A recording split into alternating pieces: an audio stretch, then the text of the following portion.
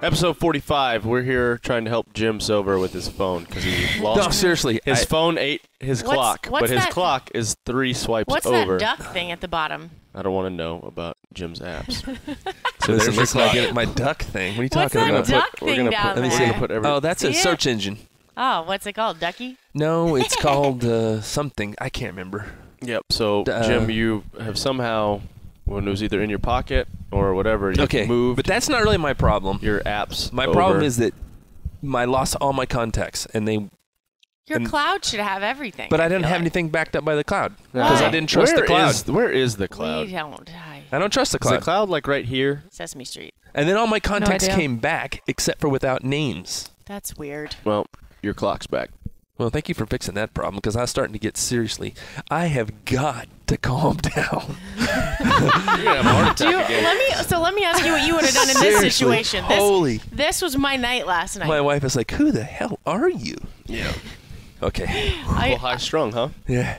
A little stressed. So no caffeine. I haven't had caffeine in weeks. If Oh, I I had remember. caffeine, I would be dead right now. I Really? would have probably. So last night, Kyle informs me that he's, staying out of town for work, whatever. Okay, batten down the house. When I'm by myself, I lock every door, including the door that I'm sleeping in. Right. Well, all of a sudden at 4 a.m., I didn't know it was 4 a.m.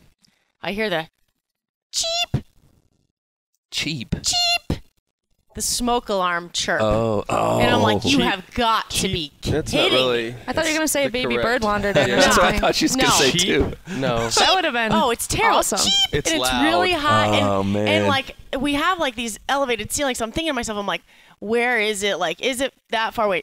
Is it worth me trying to figure out how to scale the walls in the middle of the night? So my first order of business is I take pillows and I make a pillow fortress around my face. So just my mouth is sticking out. Instead because of I was going like, to figure out what's I going wanted on, to just sleep. Because how am I going to get up the walls anyway? How are you going to sleep with your fire alarm going off? I took towels and put them underneath the door because it wasn't in my room. It was That's how people die. wow. You are how people die. So I put a pillow fortress around my face so only I could breathe. pillow Did fortress? you go investigate? Hold on, I'm not there yet. So then I put the towels underneath. Wait, but you did all this before you investigated. Yes, so I'm laying there and I'm thinking to myself, I'm like, think of all the times you've fallen asleep with loud noises. So I'm thinking when just my nose is sticking out of the pillows and all I keep hearing is cheep and one eye will open like the crocodile. And I'm like, you have got to be kidding me. So anyway, finally I get so angry. I rip the covers off. I flick on all the lights. I unlock the 7 doors it takes to get out to the living room. I find it's in the room. 7 doors? It was not. It was. Isn't your living room just outside your bedroom? a little bit But of it wasn't in the living exaggeration. room. It was down the whatever. So anyway, at this point, I'm thinking to myself, I'm like, well, if someone's here to chop me up in pieces and they set the alarm, I'm going to be murdered now. Great. When was the last time you changed your batteries in your smoke detectors? Never. Gotta so, do that once a year, right?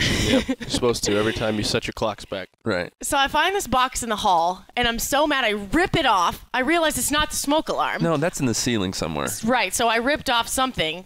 Kyle doesn't even know. He's going to come on and be like, what the hell happened to that wall? So finally, I'm like this, waiting. Which room is it going to cheapen? Like it was, she ripped something There's off the a wall. box by our laundry room that's up high, and I just was so mad. It was in reach. I just ripped it off the wall, and then That was probably your doorbell.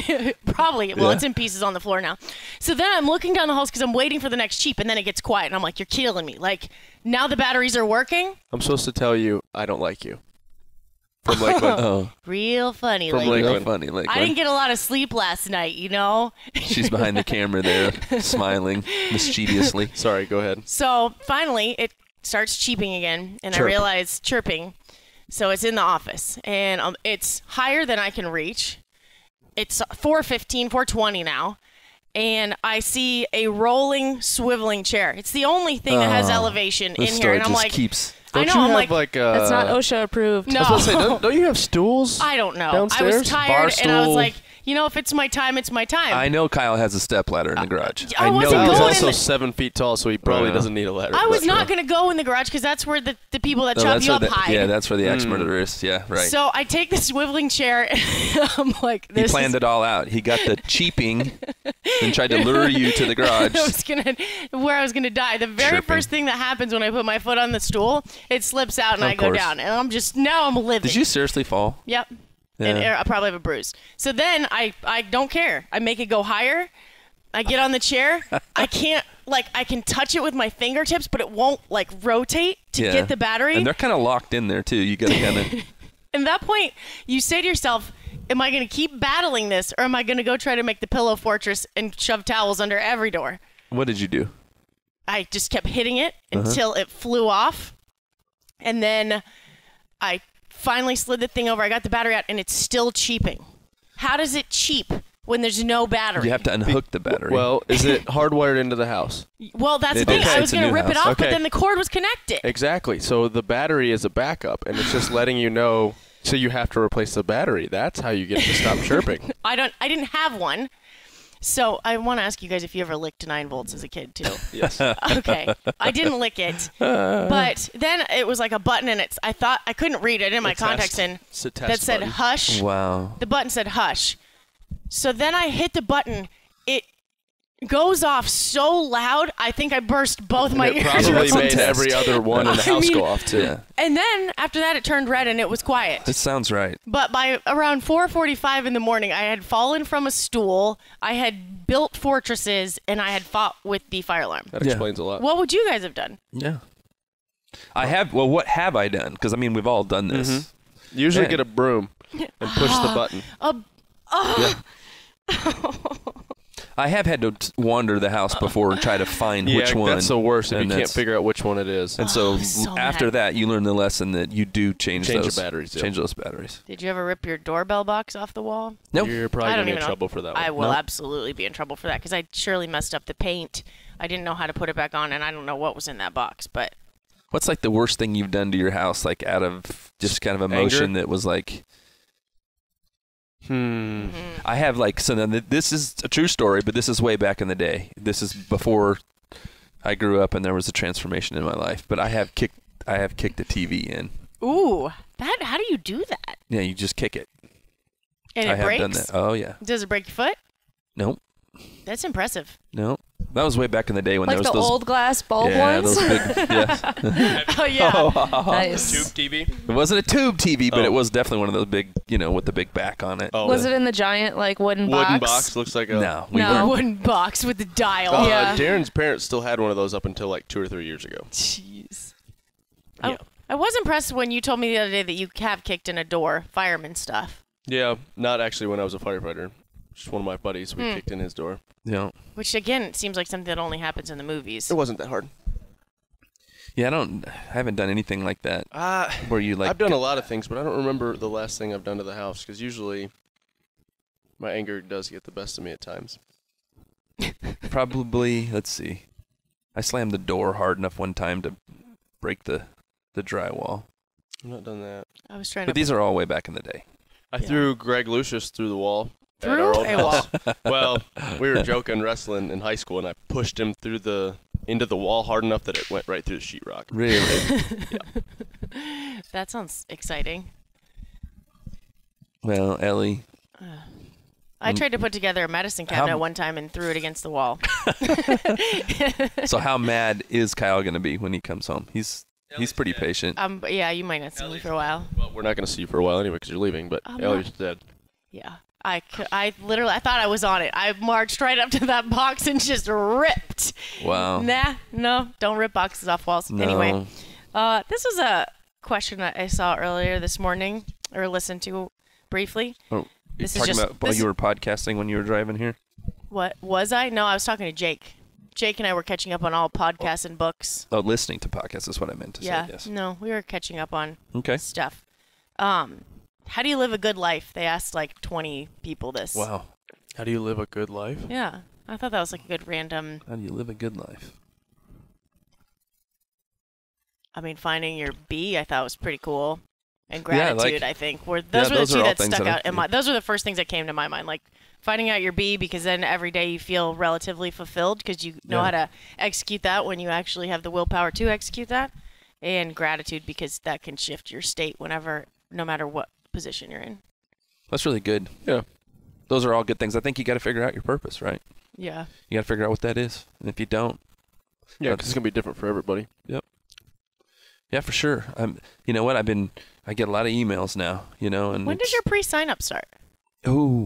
we are about 10 days away from needing 50 people. Okay. And we're going to announce it on the podcast and all of that. But Okay. the workbooks are at the printer. It's really happening. That's so exciting. The LMS is almost done. The website's almost done. I mean, we're just about right there. That's awesome. We'll need 50 people. I wanted to talk about that a little bit. We're going to need 50 people to kind of go through it. I feel like you're going to have way more than 50 people. I totally doing screwed it- up. I told Rich. I was trying to figure out, how much the course was going to cost. Mm-hmm. And we settled on $7.99. Mm-hmm. It's equivalent of kind of a college summer course. So I did sure. a bunch of research. That's what's going to be. Then I was thinking about, for the 50 people, how much should we charge them? Because we're going to do like a webinar. They're going to get that, which normally that won't happen. And email access, and we're going to kind of hold their hand through the whole process. I thought, well, maybe we should give them a 50% discount. And that's what was running through my head. Mm-hmm. I decided on the price of $4.99. Mm-hmm. Created an email, sent it out to pretty close to 1,000 people yesterday. Wow. And I said in the email, normal cost is $7.99. We're going to give it to you for $4.99, a 50% discount. Do you see anything wrong with that? It's not 50%. Yeah. So my email's blowing up. People are like, I guess got those two ideas kind of confused But in so my head people there, recognize that wasn't 50%? Right away. I wouldn't have even. I would have been like, meh. I got like 7 emails and like I sent it, send, and then like a minute and a half later, boom, boom, boom, boom. You also ripped your doorbell box off the wall instead of the smoke alarm. That was also 4:15 in the morning. And I was so You'll be able tired. to think on your feet, oh. No. So the actual price now is going to be $3.99. We're going to do what we said we were going to do. We're going to do a 50% discount. But What a good dude. that's going to be a steal. I know. That's why I Yeah. think you're going to. Are you closing it once the 50 sign up? Yeah, heck yeah. So many blood, sweat, and tears of life Oh my experience gosh. have gone into this program. Oh my God, the last 2 years, I didn't even want to tell Rich. I didn't want, he does math fast in his head. Nah. Oh. I told him real quick, I just made a $6,000 mistake.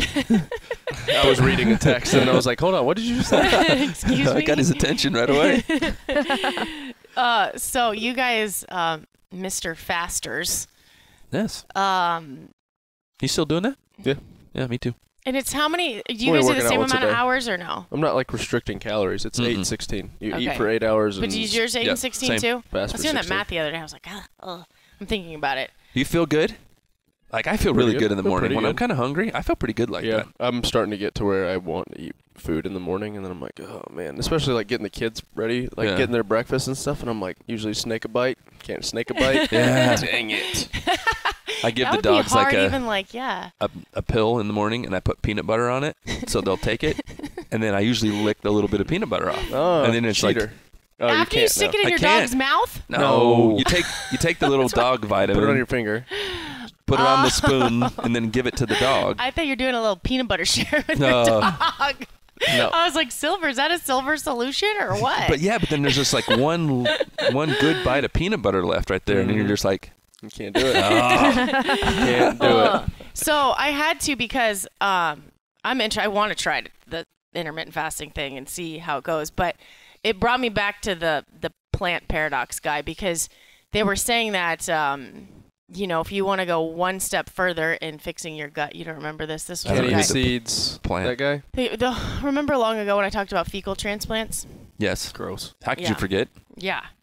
So I mean, I just tried thought to forget. plants' only form of defense is a protein lectin, because it can't run from you, it can't do anything. Wasn't there a movie, an M. Night Shyamalan movie with Yeah, Mark Wahlberg, where the animal or like the plants struck back? And this is your fault, vegetarian.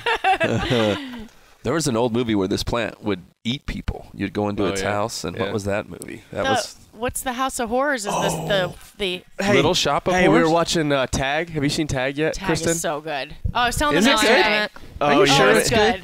Oh, was it's But so it sounds good. like I a laughed so really hard. good premise. Like, Yeah. I want to actually Have you do heard that. the story behind it? Yeah. Yeah, like it's based on a true story. These guys played tag for 23 years. That is It's amazing. awesome. It's good. But It's- anyway, at one point in the back of it, they're talking about Episcopalians, and he's like, no, they don't eat shrimp. He's like, no, they eat shrimp. That's a pescatarian. Like, it was perfect. It was so good. That's awesome. Sorry. Yeah, that sounds like a really good movie. Completely Yeah, it was ruined funny. our. Go ahead. No, it's fine. So, a plant, its only form of The defense. Happening, by the way. The M. Night Happening, Shyamalan that's what it movie. was. What is it about? The Happening. The plants like release this like toxic stuff into the air and make Yeah. people commit suicide, Oh, dear. right? Or kill each other yeah, I or can- something. Death by plant. Plants are tricky. Let's see. Yeah, I guess. No premise, no The- biopsy. I mean, the plot is like this long. You Oh, probably okay, don't want yeah. me. Yeah, I'm sure you got it right. It's close. I just remember something about the plants defending themselves and global warming and whatever. Okay. I told you about the corpse plant. It smells like dead bodies. That's disgusting. Yeah, it's really gross. I learned about it in CSI. But then I looked it up subsequently. It's true. In CSI? What does that Yeah. mean? While you were watching No, CSI? Or back when you were When I was going through immer- training? Back when you were in the FBI/CSI? Yeah, when I was immersed in CSI. Yes, Yeah. you're right. Back While I in was your watching. mercenary days? Yes, back then. Anyway, the plant's only form of defense against things is lectins. And it's a protein. Okay. So they're sticky proteins and they stick to sugar molecules. So when we have them, they stick to the lining of our gut. Well, our gut is one cell thick, and what the lectin does is it causes the stomach lining to pull, and that's what leads to leaky gut and all these other things. And that's You're going to have leaky gut. well, and gluten Probably intolerance. do. So this was a hard subject for me to bring up because this is going to be tough for Kristen. I don't know. Nah, I'm just gonna keep eating plants. Well, so It's working so far. but that's also what they say about gluten. That's why gluten and all that causes leaky Gluten. gut. Because so have you ever gotten like a runny nose or mucusy when you eat certain foods? I'm pretty sure I'm allergic to carrots, celery, Not some allergic, apples but, like, sometimes, dairy, I some feel like? strawberries. Yeah, so No, I haven't. that and dairy is the exact perfect example, but that's a whole Not that's dairy. later. Well, that's because it's I'm just saying, my tongue starts itching, my throat starts to close when I eat certain things. oh. I would say that's an allergic reaction. So allergic, right? Carrots, celery. That, I struggle for That bread. weird. doesn't sound Sometimes so All strawberries. good. kinds of vegetables, you know. It just It's- happens every time. I am serious. That happens. So when you're feeling mucusy, that's the sugar, that's the lectins and the sugar molecules getting sticky.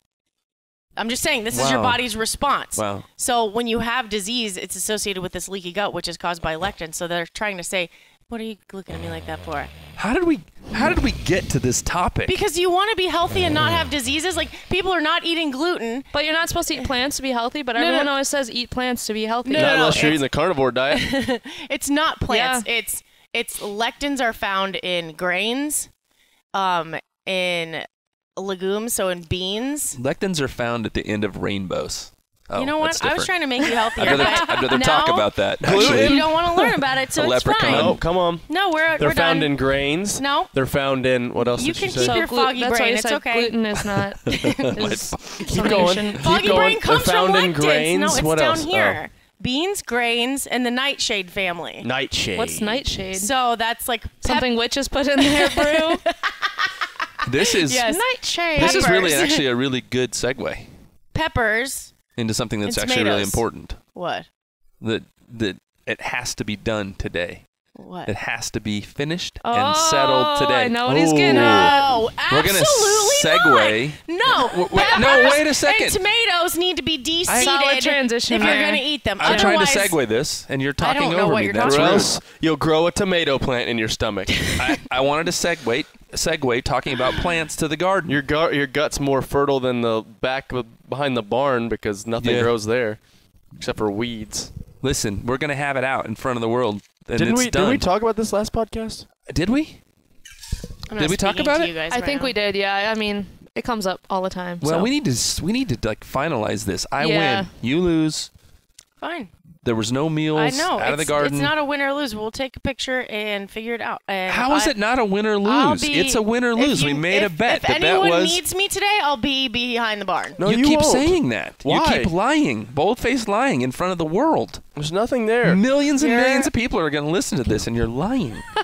Because there's still stuff out there, including the nightshades. There is nothing out there. There are peppers. What is nightshade? So a nightshade is a pepper or a tomato. So to eat them, you need to. That's like Italians de-seed and de-skin their Ellie. tomatoes. Bugs have ravaged that. Deer have gone through it and trampled it. What will Raccoons you give me if there's have- something edible in the There garden? is right something edible in there. Right? So- but It's not the a deal meal. was you had to make a meal. A meal consists of multiple dishes. Yes. The day's not over. Yes. Just give me a chance. No, it's over. Tasia was not here the other day. Who won the bet? Jim, Ellie?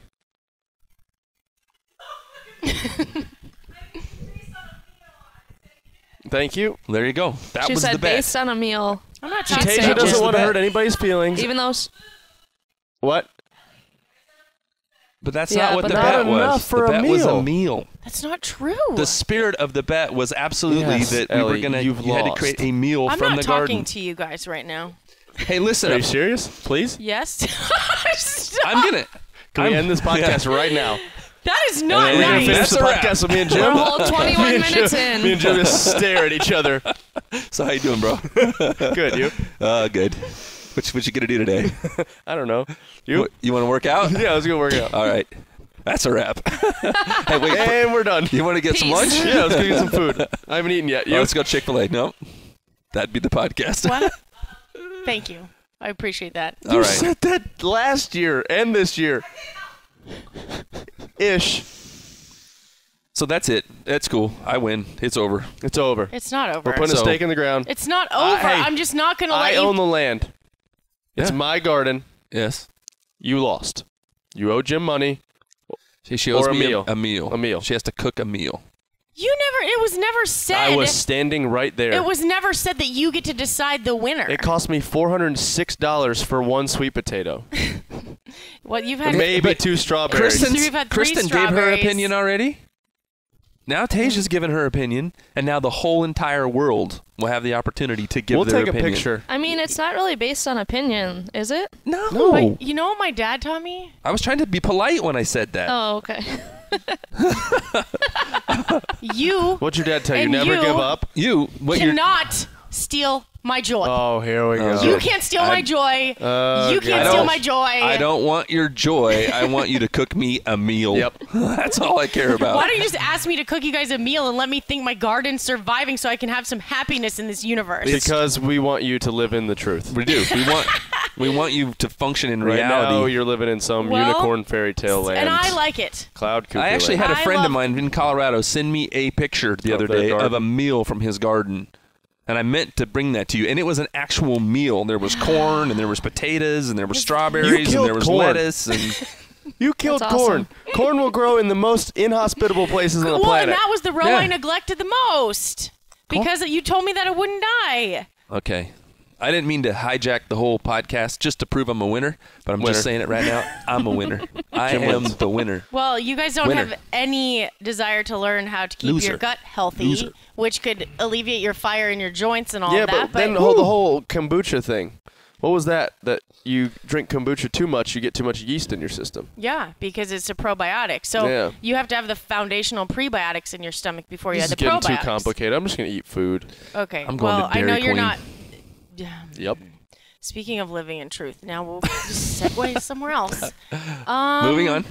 So let's go. We're going to go through Jordan Peterson's 12 laws. I want to hear what, or is it laws or rules for life? 12 Rules for Life. I haven't read it that all the way, though, I'm like, completely yet. I read most of it, but Trying to he's complete got a a little sentence. like, I was showing them in the car the other day, like he's just so doom and gloom sometimes.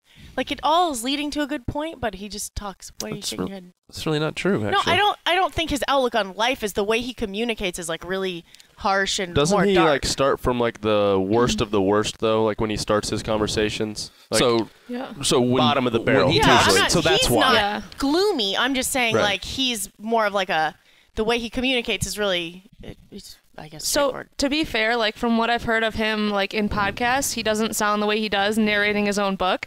She put on like a minute of him narrating Right. it, and granted, I have no idea where we jumped into, but the way he was kind of reading it, it wasn't really for me. But I'm not a big audiobook person anyway. But it was very like whatever party was on, it did sound like pretty negative and whatnot, which I feel like he's a good communicator. So Yeah. I don't know, maybe I have it's just like him. listened to hours of Jordan Peterson. Yeah. So I've got the book and I've listened to countless hours, and he's the truth. You want to talk about grace versus truth? When he's talking about the truth. And the stage that he's been on is absolutely where politically and in all kinds of different ways where people are flat lying, lying about what's going on in our culture and lying about the differences between men and women and lying. I mean, and he's the one guy, and they tried to bury him. They literally tried to, the courts in Canada tried to destroy him. Which is crazy. And so when he starts to communicate, he comes from what he believes is the truth. And then when he talks about the issue, he does go all the way from the dark side. Remember, he's a psychologist too. Right. So and that's why I think there's so much value in what he's saying. Right. That's why I thought it'd be cool to go through each rule and see. Anybody who gets offended easily, if that's your nature, you're going to hate him because you're going to be offended because he's going to say something immediately that sort of sounds, oh, wow, offensive, Yeah. And anybody who's argumentative and who kind of wants to, and it's not like anybody who's like an ideologue, simple truth kind of a person, but doesn't really want to stop and think, not going to like Jordan Peterson, Yeah. Somebody who wants to really hear perspective and wants to, be willing to be in a conversation. Yeah. And not just back up their own ideas, but actually talk about it and Right. be open to it. I think that's why I like Rogan so much because, I may not agree with him on everything. Right. But at least he'll have a conversation and not shut people down and let, as long as they're being reasonable and kind of, not bashing, whatever. And I think that's the problem with where we're at today in this country and in the world really, is we can't have conversations. If you don't agree with somebody, you just start bashing them. Yeah. So there's a lot of that goes on. I think what Rogan has done, the reason why his podcast is revolutionary, because it has a little bit of something for everybody. Yeah. Which is kind of, and it's edgy, so people are kind of dialing in, but the way he presents information, you can't argue with it. He's open-minded. He tries to be fair. He doesn't show up to try to prove you wrong. Versus The View or something like that, where those women just bash people. Yeah. But people, when they come on, are required to back up what they say. Right. And that's a part of the problem when people get in arguments with Peterson, is he's super smart and he makes you look stupid if you don't know what you're talking about. Right. And if you actually can't bring a factual basis, Right. Mm-hmm. He can kind of run you in circles. Well, Jake and I were talking about it briefly this morning, and he was saying that I haven't heard Peterson on Rogan yet. I'm going to listen to it, but he was saying that Rogan said that was his favorite podcast of all time, and it was like number 900 and I really one like of his that top podcast. ones. Which one was it? The very first podcast with Peterson is the best one. Okay. He's built on it, but the first one was absolutely amazing. Yeah, I'm going to have to go I back need to and listen listen to that one. I've listened to a couple of them with him on there, and I probably only listened to the first hour and a half. 3 hours is a long time. I never Right. make it that And long. I I don't- was like, and I don't have that time. Right. You have to put it on super speed. People in the culture today don't want to be lied to anymore. Right. And I really honestly believe it's really changing in our culture now. People, as far as the news media goes, Yeah. they're tired of the show. They're tired of all the production value. That's a lot why these podcasts work. Yeah. The low quality, and you have more than 15 minutes. Yeah. And that's something you were talking about on the last Peterson Rogan podcast. Is just like that's dying because he was saying on CNN or something, there was like 9 analysts and they're arguing for 15 minutes, so they're trying to just clickbait, for lack of a better term, but just try to say crazy stuff, outlandish stuff, versus actually having conversations about stuff. Never even solve a problem. Yeah. You've got the analyst behind the camera and then the two guests, experts, and they just scream at each other. And we don't solve any problems. I got no more time for any of that in my life. I'm not interested in any of that. And I think that's why what's happening with some of the podcasts is revolutionary, because it's an open forum where everybody kind of gets to hear both sides. You get to decide for yourself. Right. And I think Joe's approach to that's been really cool, because he's not trying to be right. He's just trying to have a great conversation. Does he release one a week? And they're all like 3 hours? No, he does like one every day. He releases a podcast every a day? day? Mm-hmm. Wow. How in the... That's a lot Monday of through content. Friday, they do, like, he does 3 hours Wow. with somebody. It's impressive. Wow. Yeah, no kidding.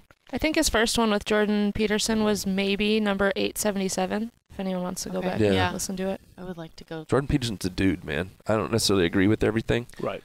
but So you want to go through his 12? It's 12? Is it? Sure. Rules. Sure. Are they summarized? Oh, You're not reading the whole book, No, right? no. This is very. This may ruin it for me though. Why? Because I wanted to read the book, but I wanted to get done with all the writing of the mayhem mindset stuff. This is literally only like the rule and then like a sentence about it, and just seeing what our analysis. It's not like. Cool. All right. Okay. Here we go. Rule 1: stand up straight with your shoulders back. And you want me to give you the brief thing before you discuss? It's just explaining the importance of dominance, how order and chaos work together, paying attention to posture, mind, blah blah blah. Just encourages competence to the world. Yeah. There's a lot that goes on in the culture as far as you want to start talking about dominance and the dominance hierarchy and all that. That's pretty involved and pretty detailed, but I mean, and he starts with lobsters and then goes into the Bible and then so that's just like he goes through it all, but that's like just a very brief. I mean, and you can tell someone in someone's body language immediately their state too. There's no question about that. I mean, body language is what 90% of, what we're saying to somebody, and immediately shoulders up, head back, confidence. I never really think about that though. Man, well, that's because it's just kind of in your design, though. Yeah. It's really kind of how you are and who you are in the first place. But I've never had my parents never harped on that, I guess. No, you didn't need it, though. Yeah. But it's like, I mean, think about like, are you going to, it's probably subconscious, but like purposely engage with someone who's like hunched over and like just giving off that if you're like whatever in a room with people or at an event or something like that, I feel like you'd be less likely to engage. I was talking to a new football coach. It was his first day out on the football field. He's a position coach at a university, and he's got his group of guys working next to him, running through a drill, and this is what he looks like. Yeah, that's not good. Arms crossed, hunched over. He's standing there, so his clothes off, and then his head's kind of down, and it's his first day, and he's going back and forth between his script, and immediately he's going to get his lunch ate by these kind of alpha male dudes, because he looks weak. He doesn't look like he knows what he's doing, and he wasn't that confident of a guy, and it ended up he didn't really belong on the football field. That just wasn't his role in life. But literally, I mean, I started with the conversation about, dude, you got to fix that. If you're going to fold your arms, you better stand back and kind of have a look about, something that's swagger or something. Yeah, because your body language says, I don't know what I'm doing, I'm out of place, and everybody knows it the second you walk out here, and especially in that kind of environment where you've got a bunch of guys that you got to kind of drive a little bit. We got to keep them headed in the right direction, or they're going to want to do their own thing. And then with dudes, there's the lead dude, and then there's the dude at the end of the pack, and everybody gets in line somewhere, I guess that makes sense, even from like a competitive standpoint. You can tell the people that are scared, and how to kind of push their buttons, I guess. Yeah. Kind of, what to do. Yeah, there's no question about that. Yeah. But I mean, in CrossFit, especially with what we do, you can tell people that are not ready for about what's about to happen. So yeah.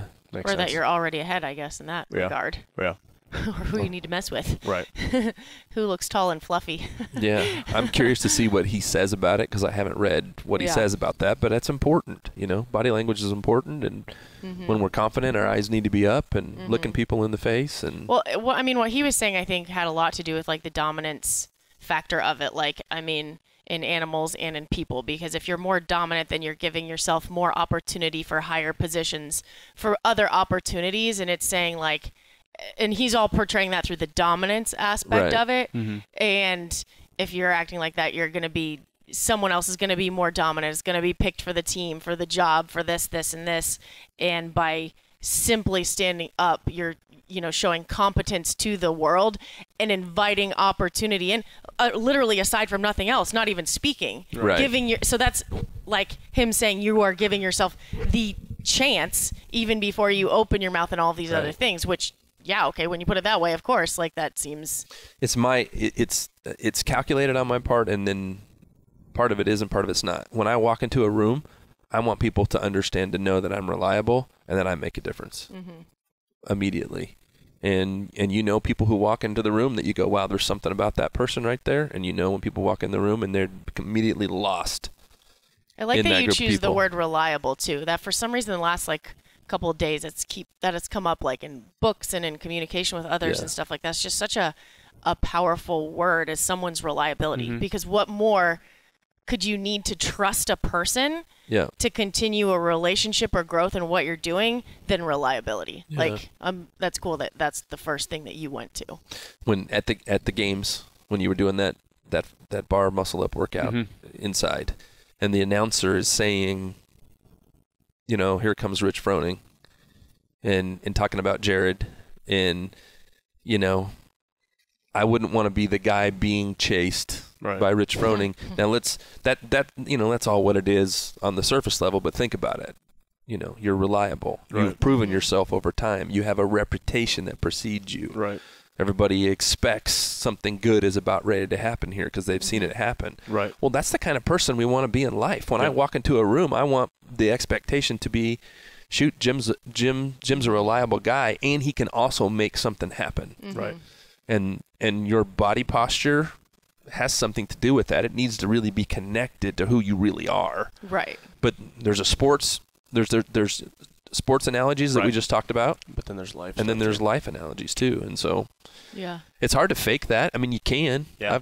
I tried to talk to this coach I'm telling you about faking it. Teaching him some of that stuff. Like, dude, stand up, get your head up. Part you of know? it is who you are. He's got his hat, you know, clear down over his eyes where it looks like he's actually hiding. You've seen people put hoodies up because they don't want to be noticed. You know, there's a lot goes into that if you pay attention. You watch what's going on around you in the room, you know? Yeah. So, I mean, it's definitely the first, like, baby step. It has to be all connected to things, but I think that's definitely a good baby step. Yeah. Okay, rule 2, treat yourself like someone you are responsible for helping. Strengthen the individual. Start with yourself. Take care of yourself. Define who you are. Refine your personality. Choose your destination and articulate your being. Your being. I like that. Right? Because he's Define saying, yourself too. like, his examples were, you know, if your pet is hurt, you're going straight to the vet and you're spending, you know, $2,000 to save your pet's life. You get sick and you're like, I'm not going to the doctor. I'm fine. Yeah. And it's just saying that, like, of all these people, like, you're not going to let your loved ones suffer, or we won't even let our goldfish suffer. But then when it comes to ourselves, we're just doing this, you know, piss poor job of actually taking care of us because we're doing that. And he's saying, now look at yourself, like, treat yourself how you would treat, you know, your goldfish or your loved ones, like the people that you're actually taking care of. That makes a lot of sense, and it's really true, honestly. If you start to kind of think about that, man, sometimes I struggle to do, and I'm not trying to be weird about it, but to do what I should do by myself when I do it for other people, for sure. Or you tell other people to do certain things to take care of themselves, and you won't do it either. Right. Oh, gosh. In a lot of ways, That's huge. That's especially, like, in sport, like, in CrossFit, we see that all the time. Like, hey, your teammate or your friend is like, you're like, man, you just let it rest. 3 days from now, you'll be good to go. And you know if it's you, you're like, I'm not stopping. But you need, you know, so, I mean. Did you read that chapter already? Mm-hmm. Oh, wow. That's going to be cool. I want to hear what he has to say about that. Yeah, that was, like, these first ones that I read were, I really, really liked. And like I said, it's just there. Like we're saying, like with like his like simple knowledge bombs, like it's so funny because what analogy, like the pet thing is huge. Like how many times have you gone to take care of your stinking pet? You know, Gipper runs off the side of a mountain or needs this or, you know, toe amputation I didn't or, do that. You know, Hillary but did that. it's Gilligan, like, yes. You guys get sick and I guarantee it's like pulling teeth to even get you to go through the door of any doctor. Like you're like, I'm fine. Yeah. You're, you know. That's good. I just think that's it. That's a big one. Okay. Rule 3, make friends with people who want the best for you. People create their worlds with the tools they have directly at hand. Faulty tools produce faulty results. Repeated use of the same faulty tools produce the same faulty results. Don't keep friends around you that you wouldn't recommend for a sibling or a loved one. You have to choose people who want the world to be better, not worse. Environment's everything. Makes sense, yeah. And who you're around shapes you for sure. We talk about that all the time. And I think the one thing that we talk about is having people in our lives that will tell us the truth, the hard truth, that will be in the hard conversation with us, growing a relationship to the point that you don't want people kissing your ass all the time. There you go. We need that balance. But you also don't. I mean, having self-destructive people too. I mean, you don't want self-destructive people, but you. Like Jim said, you want somebody, you've got to have some miles with them. You can't just be some random person. But you want people that lift you up, but you also want people that are like, hey, call you out on your bullshit. Oh, without question. You need truth and objectivity for sure. Yeah. But I think it's hard. I mean, the people you're around, like I always say, the 5 people, you're the sum of the 5 people you spend time with. But sometimes it's hard to choose that too. You know? Yeah. When I was a kid, my dad told me, if you get caught with the crows, you'll get shot with the crows. And that never left me, Nice.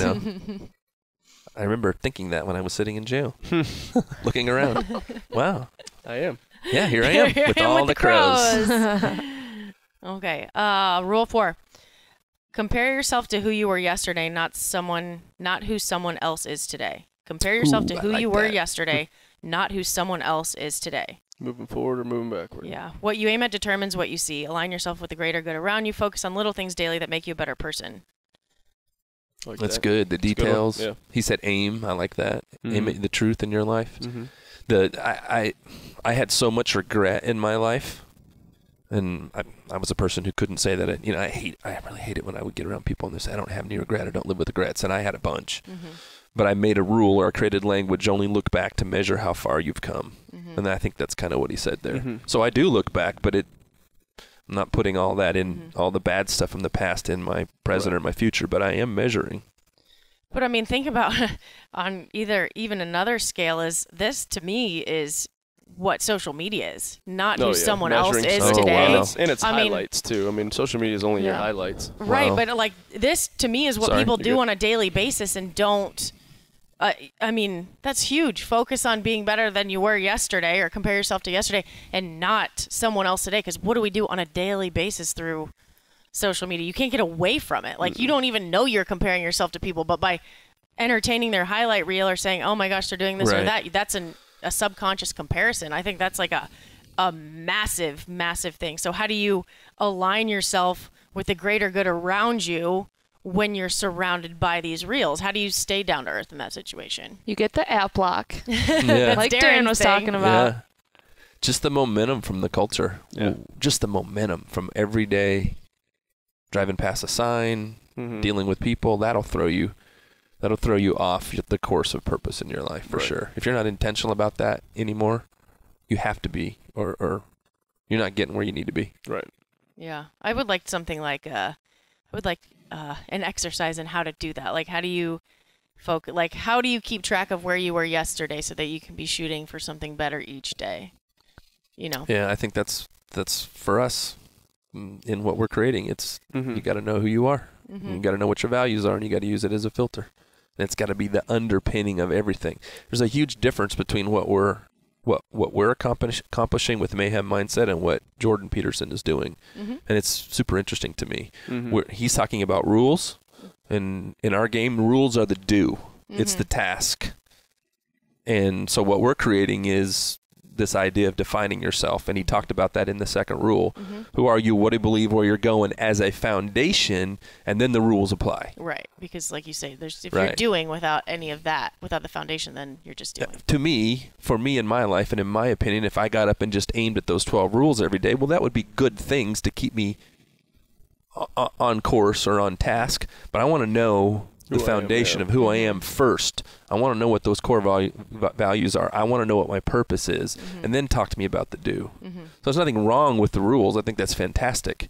But I was lost in rules. Right. How many freaking rules do I need? I was told rules my whole life. Right. I'm tired. I don't want to hear your effing rules anymore. That's kind of where I was at that point in life.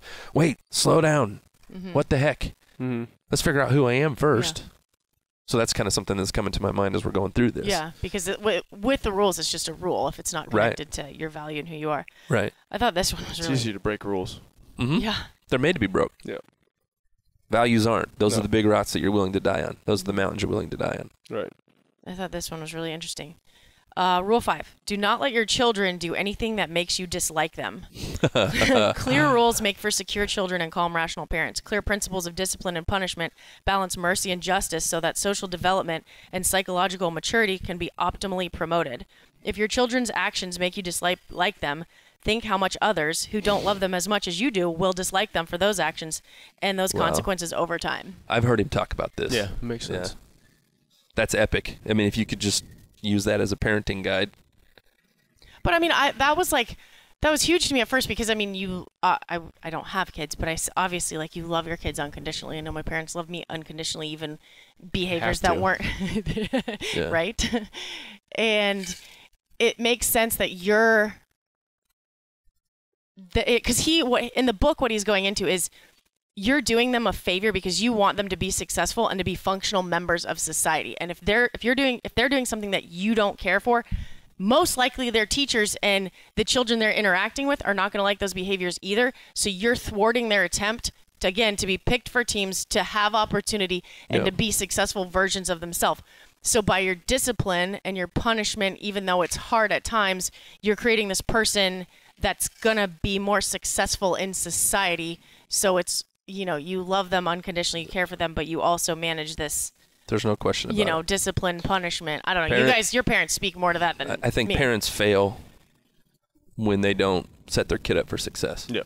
For all the things that you just said. I'll never forget the first time I started getting paid to do what I do now was at a high school.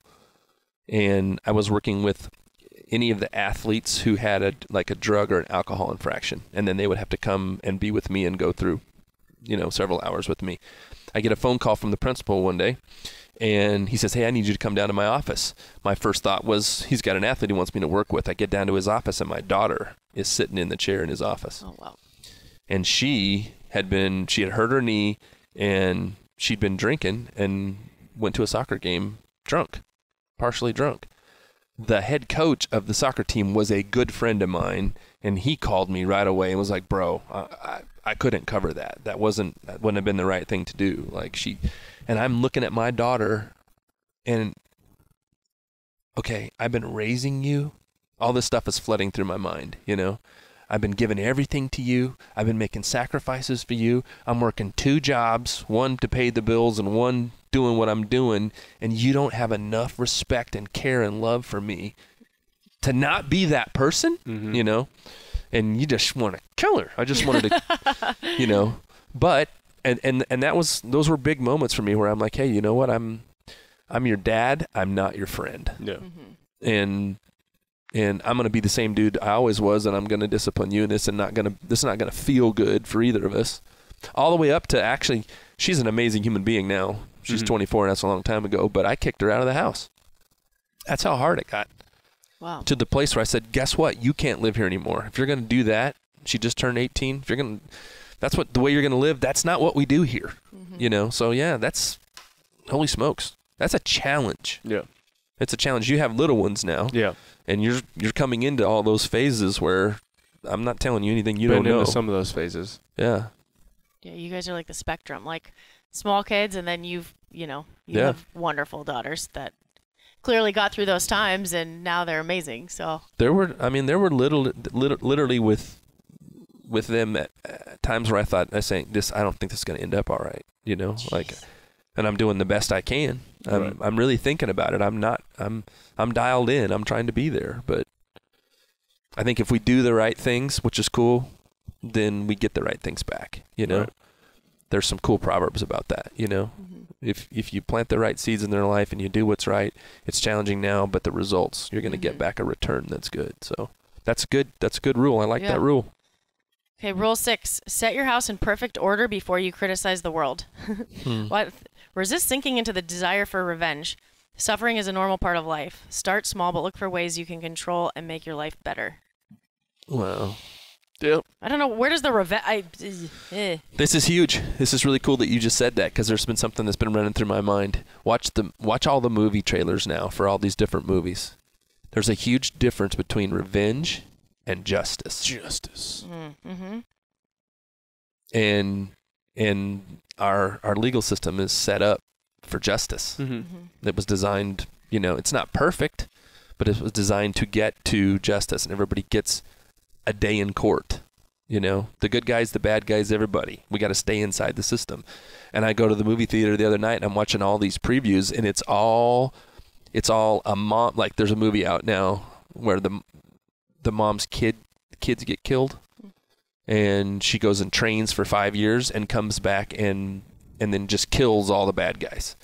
And when you're watching that, you're like, and then the police are trying to chase her. I'm trying to remember the actress's name. I can't remember her name. But the whole time, she's out for revenge, not justice. And it's interesting. It's interesting what he's saying there. There's a lot of that going on. The Punisher, Jack Reacher. A lot of that stuff is about justice outside of the rule of law. And that's not a good place for culture to go. No. Oh, revenge is that's like one of those nasty words, I feel like, you know. But what's hard for us is this goes back to some of the things we see going on in our culture now.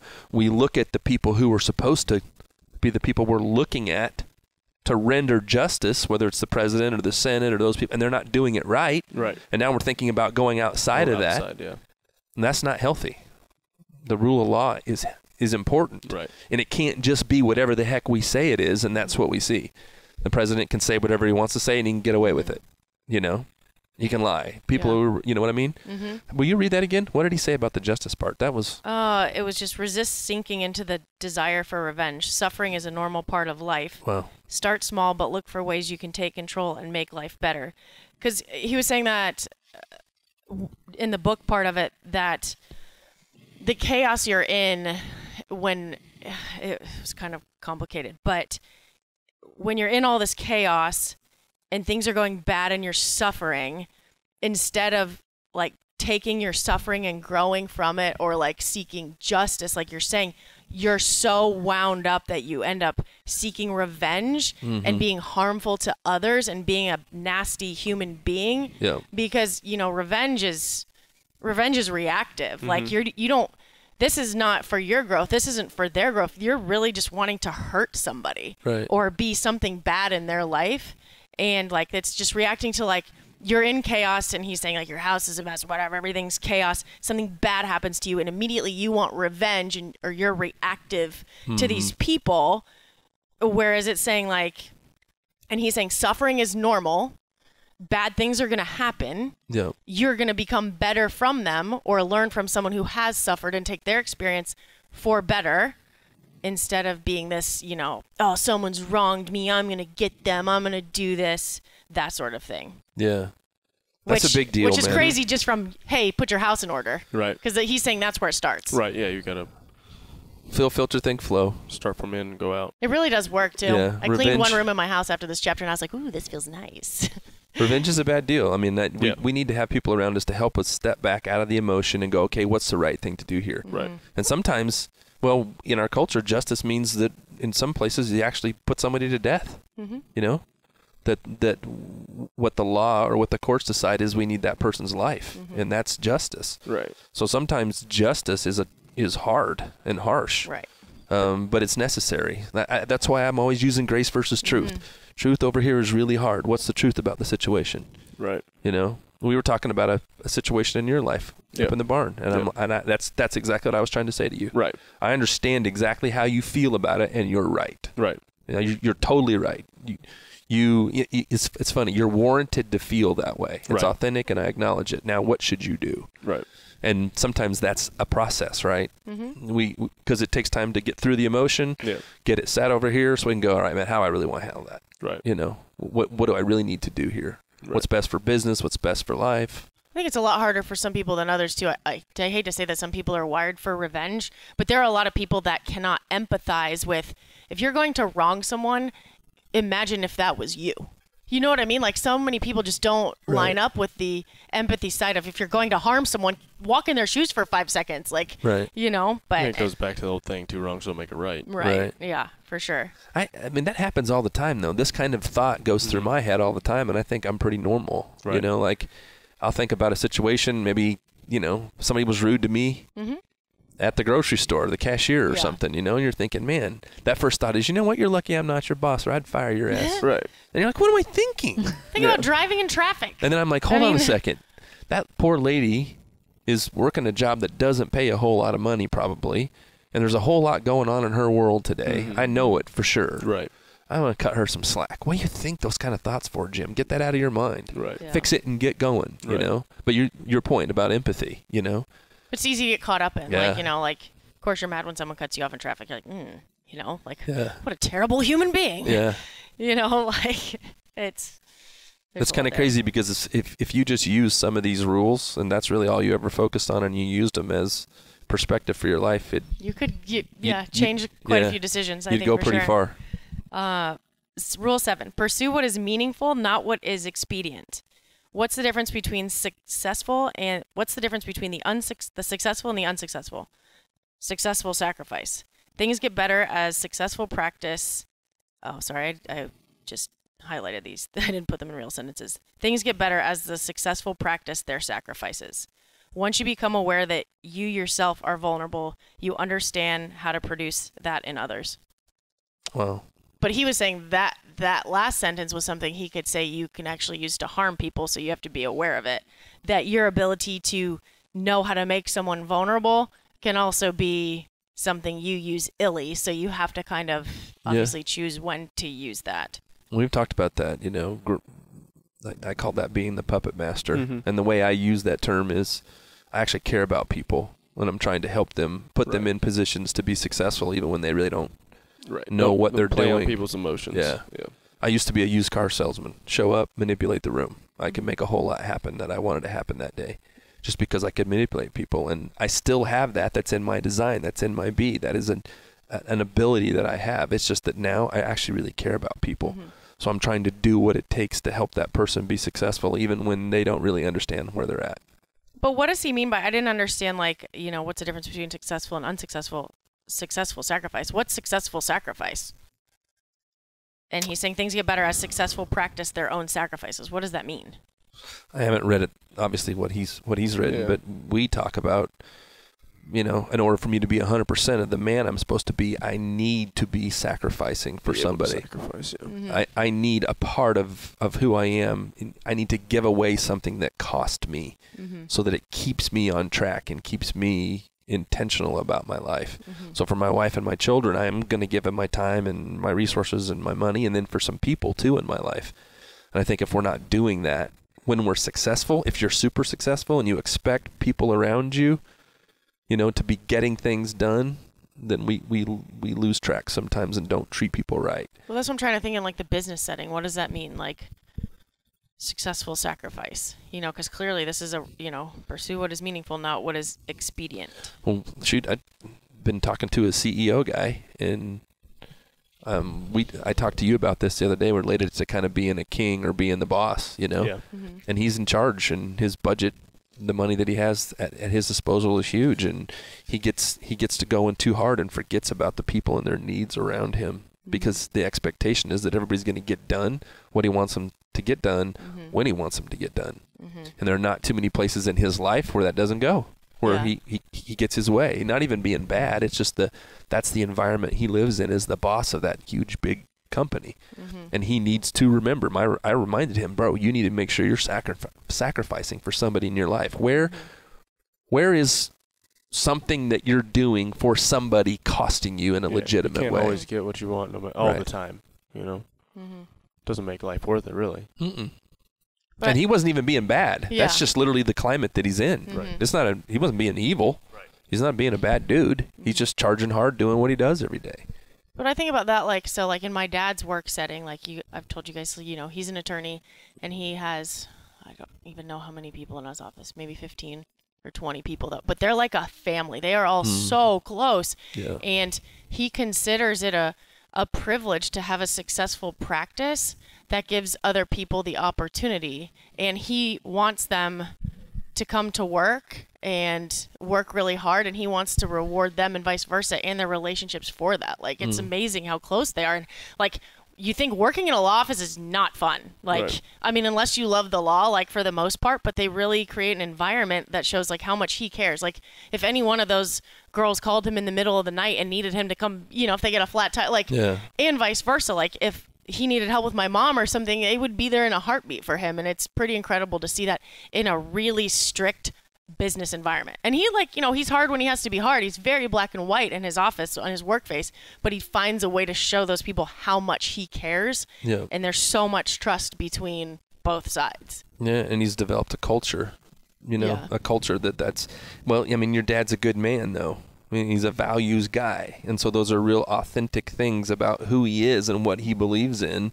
And he's made that a practice at his office. It's what you do when you go to work there, Yeah. It's not just some rule. Yeah. It's actually what he believes in, and he put it in practice with the people that he's responsible for. It's what we're talking about. Yeah. The gratitude was one of the other rules. One of the first or second rules. There was a discussion about that a little bit. Yeah, caring about people, actually being able to empathize. Right. Actually caring about the people that are around you and support you and letting them know that. For sure, without question. Rule 8. Tell the truth. Everyone has their own personal truth that they are responsible for communicating to themselves and to others. This was like, this is silver solution number 1. Truth. What's your truth? Yeah. And finding your B and your truth and, sharing that, that's your purpose, Yeah. The way we talk about truth is, it's that set of values and all of that you aim at every day, and you got to figure out what that is for yourself and connect to it and live it. Rule 9. Assume that the person you are listening to might know something that you don't. Which that's a cool one too, right? It goes back to you can't learn something from everybody, but you can gain perspective from everybody. Yep. But also teaching you to be a good listener, because there's so many people, I'm sure, when you're tired. I'm a horrible listener. No, you're not. You hear everything. You say that, but you hear everything. It's strange. I'd rather read it. Yeah. Yeah, that's the way your brain locks in. Yeah. You do. There's a difference between hearing and listening, though. It's true. Those are two very different things. Yeah. And he does hear everything. You don't. You notice everything, right. but absorbing everything you don't do when you're moving 1,000,000 miles an hour. Right. But if you read it, it forces you to sit down and lock in. Yeah. Yeah, I think, man, it's a big deal. Like, the second that I'm around somebody that doesn't think they have anything else to learn, I'm out. Yeah. Yeah. That's a huge red flag for me. Yep. It's like the worst conversation ever.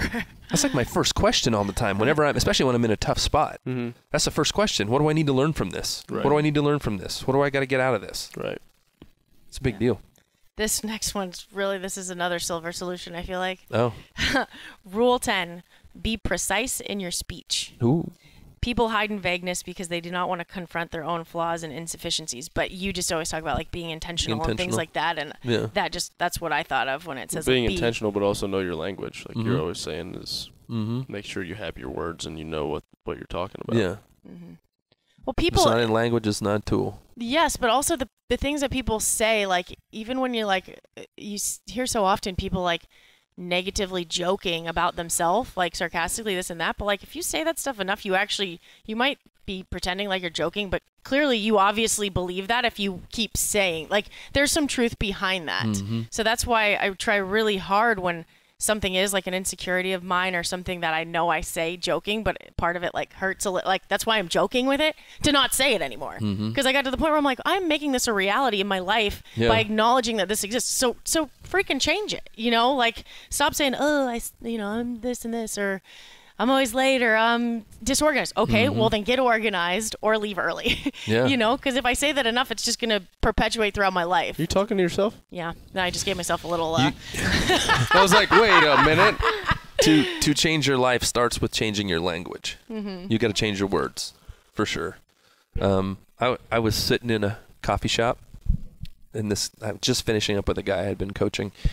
And we're just finishing the process, and he comes through the door of the coffee shop. It's a Starbucks in Colorado, and I'm sitting kind of across the table from him. And he comes to the door, and he's a real kind of edgy, kind of tough guy in the first place already as it was. But he's really mad, and he's got his workbook. And he gets closer to the table, and he throws the workbook, and it hits the table and slides across over to me. And I'm like, dude, what is your friggin' problem? Like, this ain't good kind of a thing. And he looks at me, and he says, I've done all this work. I spent all these weeks working through all of this in this process. Do you know how hard it's going to be to live this? And I started cracking up. Duh. Yeah. Oh, I'm looking at him like, but it literally dawned on him. There's this, there's a group of people, a lot of people in our culture who'd rather stay lost in the fog. Mm-hmm. They don't want to be accountable. Right. And if you define yourself, you're accountable. Mm-hmm. You put that out there, then you've created something that everybody knows and you know. Yep. And the difference between somebody who's defined, well, man, now you got to live it. Yeah. Like it's now you know what to do. That's not your problem anymore. Right. Your problem is will you do what you said you believe, and those are two very different ways of living. So you can stay in the fog, and there are people who want to stay in the fog. Man, you can't get them out. That's a good point. Like the two more. We have two more. This one at first I was like, huh? Rule 11. Do not bother children when they are skateboarding. Ideas have consequences. To know what motivates a person, look at the consequences of their actions. That will accurately tell you about their intentions, more about their intentions than their words. But I have an excerpt from the book that I think was good too. Just in regards to that. So, do not bother children when they're skateboarding. Of course it was dangerous. Danger was the point. They wanted to triumph over danger. They would have been safer in protective equipment, but that would have ruined it. They weren't trying to be safe. They were trying to become competent. And it's competence that makes people as safe as they can truly be. When untrammeled and encouraged, we prefer to live on the edge. There we can still both be confident in our experience and confronting the chaos that helps us develop. We're hardwired for that reason to enjoy risk, some of us more than others. We feel invigorated and excited when we work to optimize our future for performance while playing in the present. Man, that's your story. Yeah, You're I'll like- say that's my life. You know, Yeah. parents never really told me no on stuff that wasn't going to immediately affect me or hurt me. It was always be careful or, hey, you're responsible for whatever happens. So, I mean, that's exactly how I was raised. That's why I read that. I'm like, that sounds like Rich. That's totally. Now I mean, I try to do that with Lakeland and trying to do that with Trice, but Trice is now walking. So this morning Lakeland has like a little table, you know, like a fold-up table that she eats breakfast on sometimes while she's watching TV. Well, Trice climbs on the chair and then stands on the table. Oh my gosh. And I'm kind of like, should I? Yep, I need to end this. Because like he's I need still to kind of end like this. this, and I'm like, let's He's get down, buddy. surfing on the Like, table. Yeah. Oh my gosh. So yeah, I mean, it's things like that though. You're like, man, do I keep letting this happen? And then like, you know, you don't know, but you learn. You do. Well, it's crazy because you see parents who absolutely You have helicopter parents or aunts like Tasia. who won't let their kids even fall down and get bumped. Yep. And get dirty, whatever. Man, you know, yeah. But I love that confronting chaos helps us develop. Yeah. So you constantly, as you were growing up, Always like you were going to confronting chaos, all the time. and that's why you're like so strong in Adrenaline. all areas. You know, like I tried to make this point the other day, and it makes me, when people ask you questions about what you do as an athlete, and the example was you on the obstacle course, and you pushed Tasia. Yeah. Well, it wasn't something you thought about. Not at all. You approached a problem and you fixed it. Right. And people are so baffled by some of those things. How Right. did he know to do that? How did he know to do that? You need to do that because he was a little boy running around on the farm, jumping on things, fixing things, jumping over things. You know, being an athlete, that was the environment that you grew up in. It wasn't anything you had to calculate. No. It's just what you did. No. You know? Exactly. Yeah. And I think, you know, you are creating an environment for your children Right. where they're going to get that same. Look, your issue is not pushing them too far. Your issue is slowing them down enough. Yeah. You know, you're on the other side of the For spectrum. sure. For sure. last rule. Sorry, I know we went a little long. Sorry, Kristen. Rule 12. Pet a cat when you encounter one on the street. I know how That's much what you guys I am love talking cats. about. I'm all about cats now. Can we do a This dog? Can we say dog? This is an dog? interesting Is that what he one. says? That's the Yeah. rule? It Pet a says, cat? when you love someone, it's not despite their limitations. I have no idea how this is relevant to cats. When you love someone, it's not despite their limitations. It's because of their limitations. And then he goes on to this. Gets a little wild here. How does a good God allow suffering?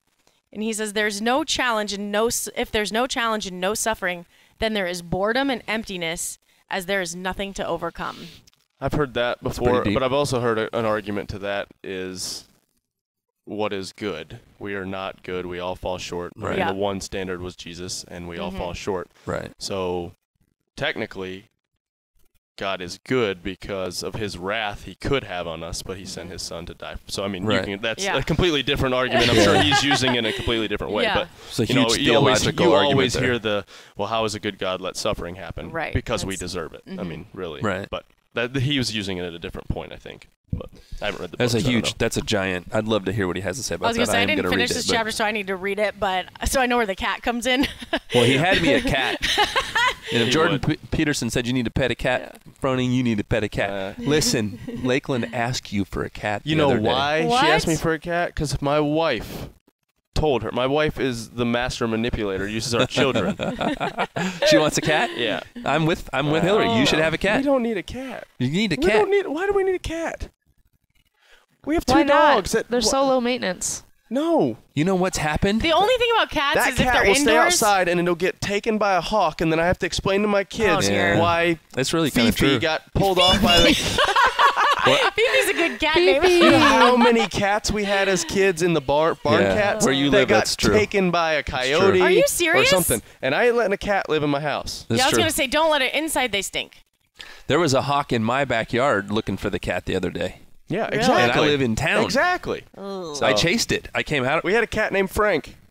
Two cats Frank. named Frank. Two had Franks. had blue eyes. Mom called him Frank, like Frank Sinatra. And then we had Milo, like Milo and Otis. He was kind of like a dog, I think taken by some. Rich has been through some serious cat trauma. It I sounds understand. like. We see where this Another is going. one named Sassy. Homeward bound. Homeward All bound. dead. Sassy. They're all dead. Where are those cats now? Dead. They're in cat heaven. They're in heaven with all the All other cats go to heaven. I don't know. Yeah. All dogs go to heaven. I don't know about all I tried to cats. switch it up. The sassies. Well, They, let's not all go those there. cats lasted maybe a tops of a year and a half, 2 years. That's it. Yeah, and I had multiple dogs that Okay. lived way past had- that. So. you had some You cat lived up on the trauma in your mountain, though. life. There's all kinds of wild animals up there. Yeah. Wild animals. Lakeland, the wild animal. Wild animals. That's a wrap. All gang. right, that's a wrap. Episode, was that 45? Yes. Episode 45. 45. CrossFitMayhem.com, mayhemmindset.com. Is Yeah, that up you can yet? go there right now and get Check some it. free challenges. Free challenges. Check it. New gear coming out. We got some fall college football stuff coming out. What do you want, Lakeland? What do you want to say? She doesn't want to say anything. All right. Peace.